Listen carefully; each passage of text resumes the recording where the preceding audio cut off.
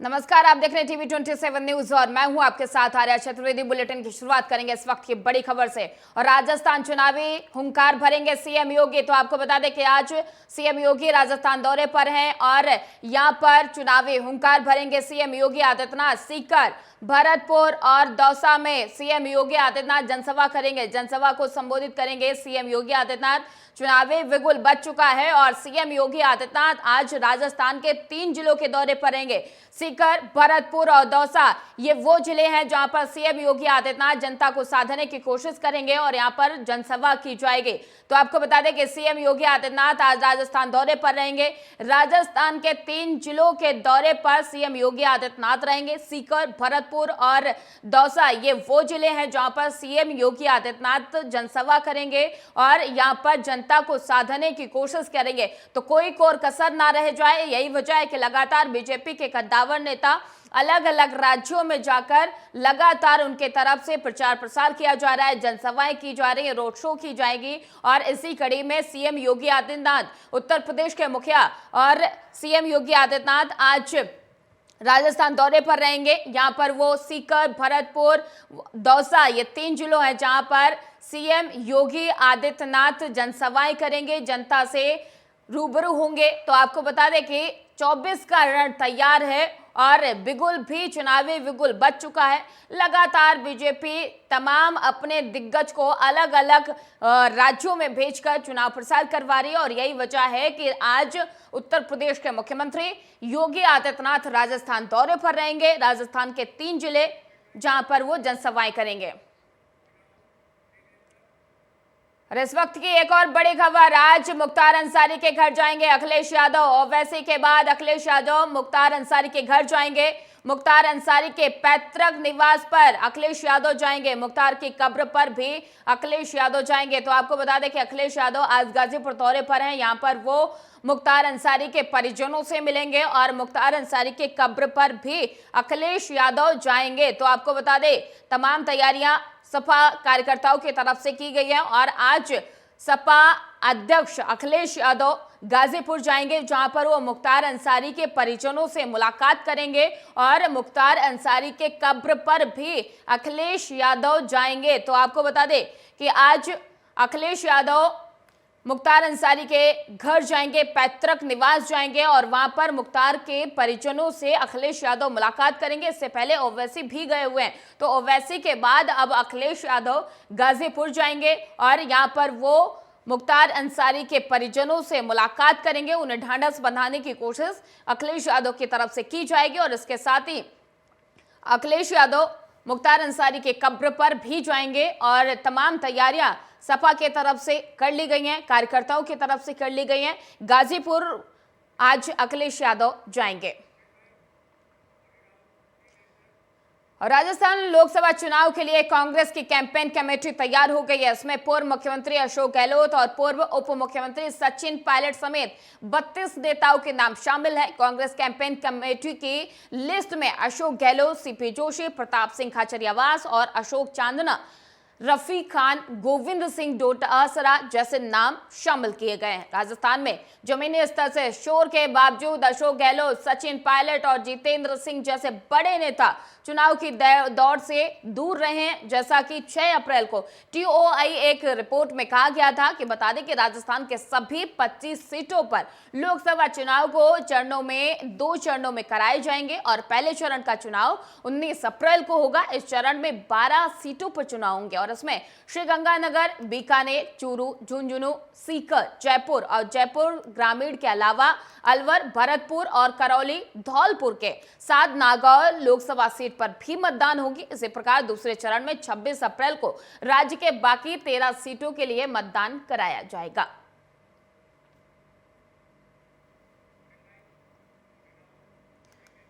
और दिल्ली के स्वास्थ्य मंत्री सौरभ भारद्वाज ने अंबेडकर मेडिकल कॉलेज में छात्राओं के साथ यौन उत्पीड़न के आरोपी असिस्टेंट प्रोफेसर पर उपराज्यपाल विनय कुमार सक्सेना के एक्शन को देरी से उठाया गया कदम बताया। साथ ही पूछा कि छात्राओं पर शिकायत लेने का दबाव किसने बनाया है और इसको लेकर संबंधित अधिकारियों पर क्या एक्शन लिया गया है। सौरभ भारद्वाज ने सोशल मीडिया प्लेटफॉर्म एक्स पर ट्वीट कर कहा है कि 31 जनवरी को हमारी मेडिकल की छात्राओं का शोषण हुआ है। कई अफसरों ने दोषी को बचाने की कोशिश की है और बहानेबाजी बनाई गई है। मुख्य सचिव भी बहानेबाजी करते हुए नजर आए और मैंने भी ठान लिया था कि जब तक कार्रवाई नहीं होगी मैं एलजी साहब के पीछे पड़ा रहूंगा। अतः दोषी प्रोफेसर को सस्पेंड किया गया है। इतनी देरी क्यों हुई है, इसके लिए एलजी साहब आत्ममंथन जरूर करें।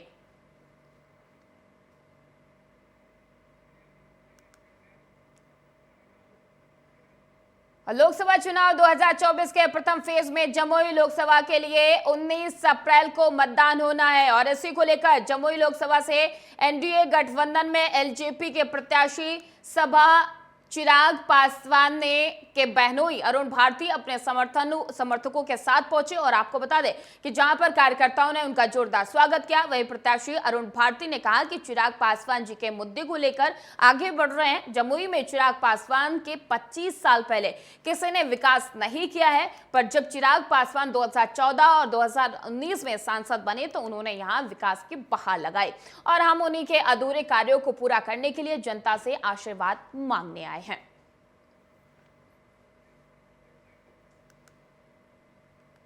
चिराग पासवान जी के विकास के मुद्दे को लेकर के आगे बढ़ रहे हैं। जब से जमुई लोकसभा बना है उसके 25 साल पहले, जब से जिला भी बना है उससे पहले 25 सालों में उस तरह का विकास नहीं हुआ जैसा होना चाहिए था। इसीलिए जब चिराग जी 2014 में और उसके बाद 2019 में जब सांसद बने, उन्होंने विकास की बहुत अच्छी बयार बहाई है और उन्हीं के अधूरे कार्यों को आगे ले जाने के लिए हम जनता से आशीर्वाद मांगते हैं। चिराग पासवान जी के जनता दल यूनाइटेड के राज्यसभा सांसद संजय झा ने कहा कि देश में एक अजीब सी लहर है और वो लहर है नरेंद्र मोदी को प्रधानमंत्री बनाने और मुख्यमंत्री नीतीश कुमार के कार्यों का। उन्होंने कहा है कि इसी आधार पर लोग इस बार लोकसभा के चुनाव में अपना मतदान करेंगे और बिहार में सभी 40 सीटों पर एनडीए की जीत होगी। वहीं उन्होंने कहा कि एक तरफ जहां नीतीश कुमार ने कभी भी अपने परिवार और रिश्तेदारों को राजनीति में नहीं लाया, वहीं दूसरी तरफ राबड़ी का परिवार हमेशा से अपने रिश्तेदारों और परिवार के सदस्यों को राजनीति में आगे बढ़ाने की कोशिश कर रहा है। तो आपको बता दें कि बिहार में लगातार आरोप प्रत्यारोप का दौर जारी है और बिहार में एनडीए और गठबंधन को लेकर लगातार नेताओं के अलग अलग बयान सामने आ रहे हैं और इसी कड़ी में यह भी कहा गया है कि एक अलग सी लहर देश के साथ साथ बिहार में देखने को मिल रही है। कह सकता हूं जो एनडीए की बात है, एनडीए में बहुत कोहेसिव तरीके से पूरा कैंपेन चल रहा है और प्रधानमंत्री जी का भी कार्यक्रम हुआ है, मुख्यमंत्री जी का भी कार्यक्रम हुआ है, आगे मुख्यमंत्री जी का कार्यक्रम प्लान है। ये पूरा कैंपेन जो चलेगा मुख्यमंत्री जी का भी और लोग नरेंद्र मोदी जी को प्रधानमंत्री बनाने के लिए और बिहार में नीतीश कुमार जी के काम के ऊपर वोट देंगे। सामने में आपको कोई कॉन्टेस्ट दिखेगा नहीं। मैं अपनी बात हाजीपुर में पुलिस ने बैंक लूट की योजना को नाकाम करते हुए जिले के गंगा ब्रिज थाना क्षेत्र से एक अपराधी को गिरफ्तार किया है। गिरफ्तार अपराधी के पास से एक लोडेड कट्टा और एक जिंदा कारतूस के साथ चोरी की मोटरसाइकिल जब्त की गई है। बता दें कि अपराधी का पहले से आपराधिक इतिहास भी बताया जा रहा है। फिलहाल पुलिस पूरे मामले की जांच पड़ताल कर रही है।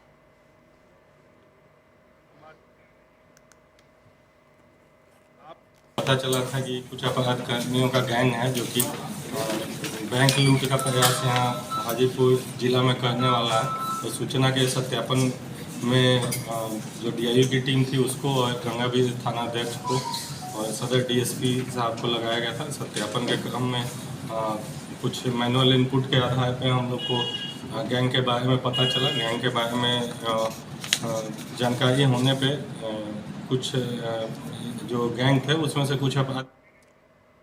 और खबर कांकेर से है जहां गड़िया पहाड़ में आग लग गई है। बता दें कि असामाजिक तत्व के लोगों ने आग लगाई है और वही वन विभाग के अधिकारी आग को बुझाने के लिए कड़ी मशक्कत कर रहे हैं। आग की चपेट में आने से छोटे बड़े पेड़ पौधों को भारी नुकसान पहुंचा है।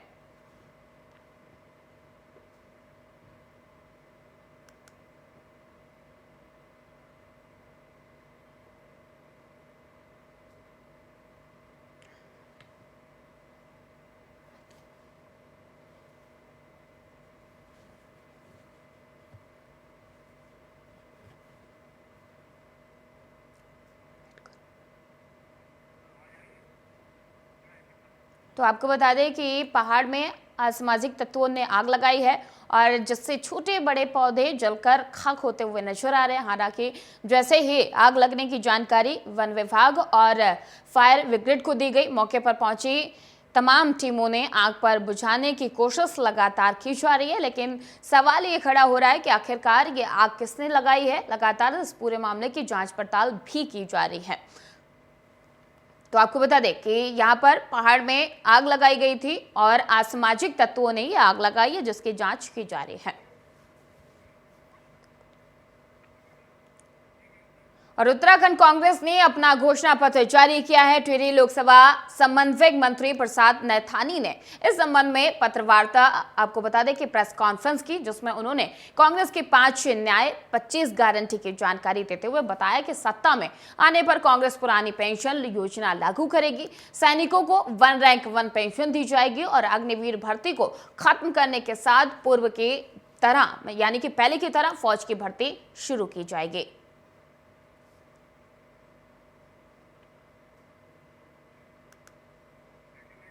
तो आपको बता दें कि लगातार कांग्रेस अपना घोषणा पत्र को लेकर अलग अलग राज्यों में उसकी ब्रीफिंग कर रही है और उत्तराखंड में भी कांग्रेस के तमाम कार्यकर्ताओं ने घोषणा पत्र को लेकर प्रेस वार्ता की और उसमें तमाम मुद्दों को जनता के सामने रखा कि कैसे अग्निवीर को खत्म किया जाएगा और पहले की तरह भर्ती करवाई जाएगी। और इसके साथ ही उन्होंने तमाम वो मुद्दे जनता के सामने रखे, वो 5 न्याय और 25 गारंटियां जनता के सामने रखी जो कांग्रेस ने अपने घोषणा पत्र यानी कि न्याय पत्र में जारी किया है। 46 पन्नों का यह न्याय पत्र अब अलग अलग राज्यों में जनता को तक पहुंचाने की कोशिश कांग्रेस कर रही है और यही वजह है कि उनके तरफ से अलग अलग राज्यों में प्रेस कॉन्फ्रेंस की जा रही है और उसको ब्रीफ किया जा रहा है घोषणा पत्र यानी कि न्याय पत्र को। उसमें 5 जो न्याय और 25 गारंटियां दी गई हैं वो जनता के सामने रखने की कोशिश कांग्रेस की तरफ से की जा रही है। तो आपको बता दें कि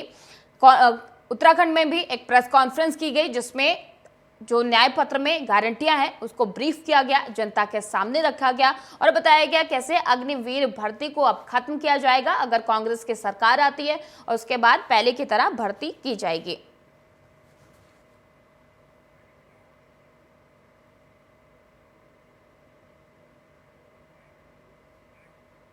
और उत्तराखंड के श्रीनगर श्रीकोट इलाके से बीती रात गुलदार आंगन में खेल रही बच्ची को उठा ले गया था। बच्ची को गुलदार द्वारा उठाए जाने की खबर क्षेत्र में फैल गई और इस खबर से हड़कंप मच गया। आनन फानन में बच्ची को ढूंढने के लिए लोग निकल पड़े। काफी मशक्कत के बाद बच्ची गंभीर रूप से घायल अवस्था में झाड़ी के अंदर मिली और 7 साल के बच्चे सिया को गंभीर हालत में मेडिकल कॉलेज में भर्ती कराया गया, जहां प्राथमिक उपचार के बाद बच्ची को हायर सेंटर रेफर कर दिया गया। और इस घटना के बाद से वन विभाग की टीम भी गुलदार को पकड़ने के लिए कोशिश कर रही है, जिसके बाद सुबह गुलदार को पिंजरे में कैद कर लिया गया।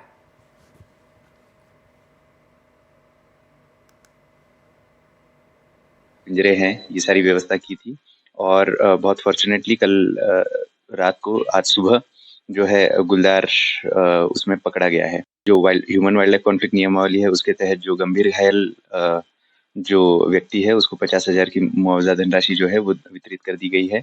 उसके बाद तुरंत वन विभाग ने मौके पर जाकर जो भी कैमरा ट्रैप्स हैं और पिंजरे हैं, ये सारी व्यवस्था की थी और बहुत फॉर्चुनेटली कल रात को आज सुबह जो है गुलदार उसमें पकड़ा गया है। जो ह्यूमन वाइल्ड लाइफ कॉन्फ्लिक्ट नियमावली है उसके तहत जो गंभीर घायल जो व्यक्ति है उसको। और इंदौर पुलिस ने सेक्स रैकेट पर बड़ी कार्रवाई की है। वहीं स्पा सेंटर की आड़ में सेक्स रैकेट चलाया जा रहा था। साथ ही 7 महिलाएं और 2 पुरुषों को पुलिस ने गिरफ्तार किया है। बता दें कि पुलिस ने मुखबिर की सूचना पर यह कार्रवाई की है और सेक्स रैकेट का भांडाफोड़ किया गया है, जिसमें 2 पुरुषों को पुलिस ने गिरफ्तार भी किया है।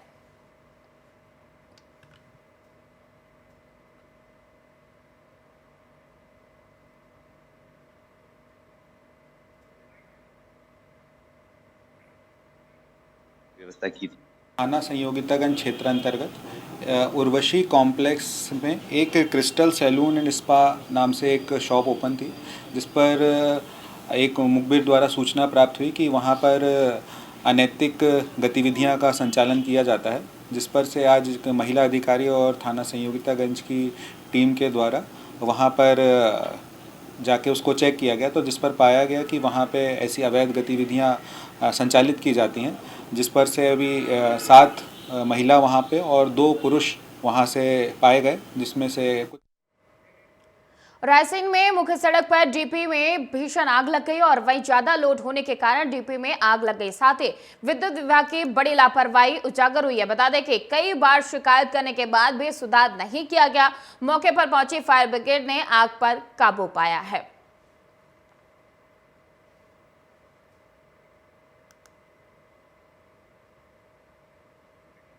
तो आपको बता दें कि डीपी में भीषण आग लग गई है और आग की सूचना फायर ब्रिगेड को दी गई। मौके पर पहुंची फायर ब्रिगेड की गाड़ियों ने आग पर कड़ी मशक्कत के बाद काबू पाने की कोशिश की है, लेकिन ये लापरवाही भी उजागर हुई है। बताया जा रहा है कि ज्यादा लोड होने की वजह से डीपी में भीषण आग लगी थी, जिसकी पहले भी कई बार शिकायत की गई, लेकिन किसी की तरफ से कोई ध्यान नहीं दिया गया और आखिरकार डीपी में भीषण आग लग गई। आग लगने से आसपास हड़कंप मच गया और आग लगने की जानकारी फायर ब्रिगेड को दी गई और जिसके बाद मौके पर पहुंची फायर ब्रिगेड ने कड़ी मशक्कत के बाद आग पर काबू पाया है। लेकिन सवाल ये खड़ा हो रहा है कि विद्युत विभाग की बड़ी लापरवाही उजागर हुई है। विद्युत विभाग पे पहले भी शिकायत की गई थी कि डीपी पे अधिक लोड है और यही वजह रही कि अधिक लोड होने की वजह से डीपी में भीषण आग लग गई और आग की सूचना से आसपास क्षेत्र में हड़कंप मच गया, जिसकी जानकारी विद्युत विभाग को और फायर ब्रिगेड को दी गई। तो आपको बता दें कि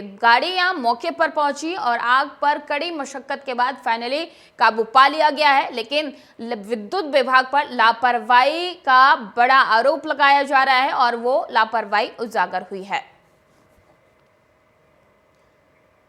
छत्तीसगढ़ की राजधानी रायपुर के कोटा में सीएसईबी के गोदाम में भीषण आग लगी थी और आग को लेकर 6 सदस्यीय समिति का गठन कर दिया गया है, जिसमें सीएसईबी के कार्यपालक निदेशक भीम सिंह समेत 6 अफसर इस पूरे मामले की जांच में करेंगे। और आपको बता दें कि 1 सप्ताह के भीतर इन्हें विद्युत विस्तृत जांच की रिपोर्ट सरकार को देनी होगी। और बता दें कि सीएसपीडीसीएल ट्रांसफार्मर गोदाम में ये आग लगी थी और 3.5 एकड़ के एरिया में फैल गई थी और इस घटना में बिजली विभाग का ट्रांसफार्मर गोदाम लगभग पूरी तरीके से जलकर खाक हो गया था। कई जिलों से पहुंचे 50 से अधिक फायर ब्रिगेड की लगभग 12 घंटे के कड़ी मशक्कत के बाद आग पर काबू पाया गया था। सीएम साय ने देर शाम घटना स्थल का जायजा लेने पहुंचे थे। उन्होंने कहा कि जो नुकसान हुआ है उसका आकलन किया जाएगा और आग कैसे लगी है इसकी भी जांच कराई जाएगी।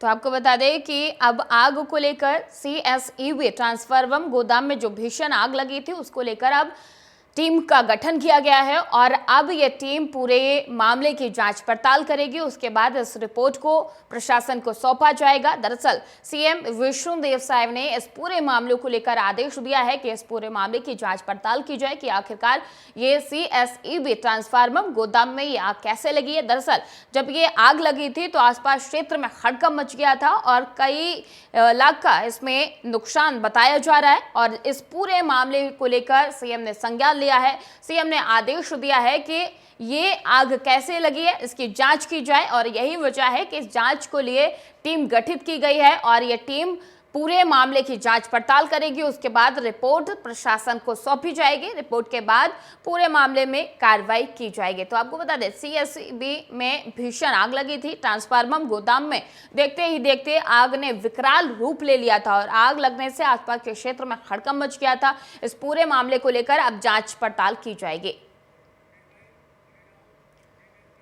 और पीलीभीत संसदीय निर्वाचन क्षेत्र से प्रत्याशी भगवत शरण गंगवार समाजवादी पार्टी से चुनाव लड़ रहे हैं। बता दें कि 2024 लोकसभा चुनाव के सपा प्रत्याशी भगवत शरण गंगवार पर थाना बरेली और नवाबगंज थाने में अलग अलग धाराओं में मुकदमा दर्ज किया गया था, लेकिन किसी भी मुकदमे में दोष सिद्ध नहीं हुआ है।